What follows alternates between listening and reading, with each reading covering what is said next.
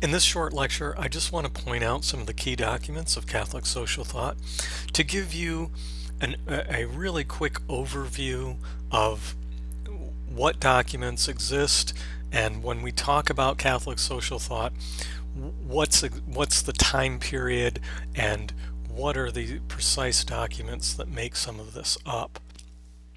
I'm not going to describe any of the documents in any detail, I'm going to list them. The first of the documents, written in 1891, is Rerum Novarum, issued by Pope Leo XIII. The document that really sets the tradition of writing documents on the anniversary of other documents is written in 1931, 40 years after Rerum Novarum, titled Quadragesimo Anno, which literally means on the 40th anniversary. In 1937, there's a document known as Divini Redemptoris, issued as well by Pope Pius XI, which was the Pope who wrote Quadragesimo Anno as well. And in 1937, there's Mit brennender Sorge, which is written in German, and more or less it's condemning fascism, as Divini Redemptoris was a document condemning communism. In 1961, Pope John XXIII issues the document Mater et Magistra, which means mother and teacher. In 1963, the same Pope, John XXIII, issues a document known as Pacem in Terris, which is peace on earth. In 1965, at Vatican II, the bishops issue one of the documents of Vatican II known as Gaudium et Spes, which means joy and hope.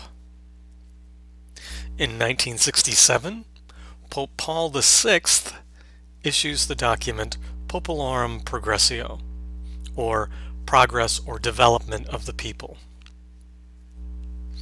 In 1971, the same Pope, Paul VI, issues the document Octogesimo Adveniens, which means on the 80th anniversary of Rerum Novarum.